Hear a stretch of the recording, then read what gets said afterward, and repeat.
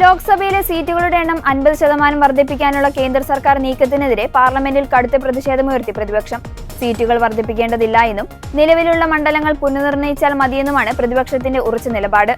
നിലവിലെ 543 മണ്ഡലങ്ങളുടെ അതിർത്തി പുനർനിർണയിച്ച് അതിൽ വനിതാ സംവരണം നടപ്പാക്കുകയാണ് വേണ്ടത്. ജനസംഖ്യാ നിയന്ത്രണം വിജയകരമായി നടപ്പാക്കിയ കേരളം, തമിഴ്നാട് തുടങ്ങിയ സംസ്ഥാനങ്ങളുടെ രാഷ്ട്രീയ സ്വാധീനം ഇല്ലാതാക്കാനാണ് കേന്ദ്രം ശ്രമിക്കുന്നതെന്ന് പ്രതിപക്ഷം ആരോപിക്കുന്നു. 2023 വനിതാ സംവരണം നിയമം തിരക്കിട്ട് വിജ്ഞാപനം ചെയ്തതിനെ DMK അംഗം കനിമൊഴി ചോദ്യം ചെയ്തു. സഭയിൽ ചർച്ച നടക്കുന്നതിനിടെയുള്ള ഈ നീക്കം സഭയോടുള്ള അനാദരവാണെന്ന് അവർ ചൂണ്ടിക്കാട്ടി.